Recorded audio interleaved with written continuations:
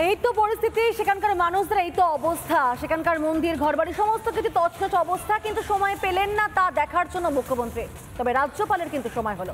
মুর্শিদাবাদে বাড়ি বাড়ি গেলেন রাজ্যপাল, কথা বললেন জাফরাবাদের হতভাগ্য দাস পরিবারের সঙ্গে। আর সেই বাড়িতেও গেল জাতীয় মহিলা কমিশনও।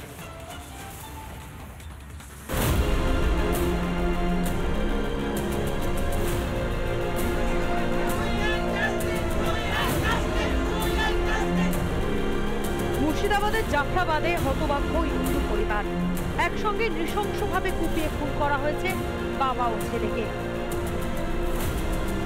নিহত হরগোবিন্দ দাস ও চন্দন দাসের বাড়িতে একই দিনে রাজ্যপাল ও জাতীয় মহিলা কমিশন। 12 এপ্রিল সেই দগদগে ঘা এখনো টাটকা জাফরাবাদের দাস পরিবারে। শাসক শিবিরের কাউকে দেখা যায়নি পাশে, কিন্তু পাশে দাঁড়ালো জাতীয় মহিলা কমিশন। অনেকে কাঁদছেন, এনআইএ তদন্ত চাই, সিবিআই তদন্ত চাই। হরগোবিন্দ দাস এবং চন্দন দাসের ছবি নিয়ে তারা তদন্তের দাবি জানাচ্ছেন।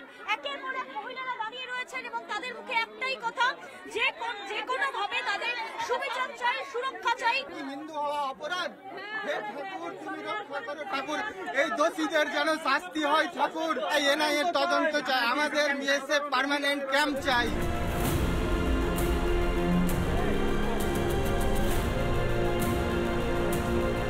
পরে হরগোবিন্দ ও চন্দন দাসের বাড়ি যান রাজ্যপাল সিবিআর।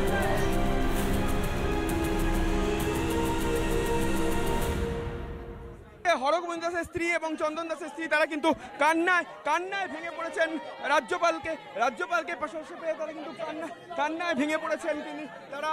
এবং রাজ্যপাল এই মুহূর্তে এবং দেখতে পাচ্ছ সেই ছবি, আমার ভিডিও জার্নালিস্ট দেবব্রত সেই ছবি দেখাচ্ছে। রাজ্যপালের পায়ে পড়ে একেবারে কান্নায় লুটিয়ে পড়েছে সেই ছবি এই মুহূর্তে দেখতে পাচ্ছ। রাজ্যপাল শোনেন সেই হারহীন অভিজ্ঞতা। এখান থেকে বেরিয়ে গ্রামের হিংসা বিধ্বস্ত এলাকা ঘুরে দেখেন রাজ্যপাল।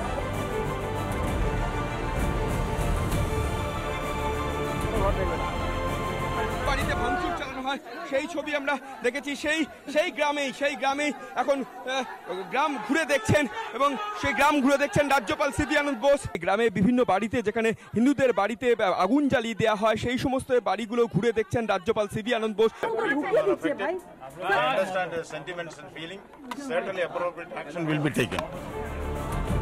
আক্রান্তদের পরিবারকে নিজের ল্যান্ডলাইন নম্বরও দেন রাজ্যপাল।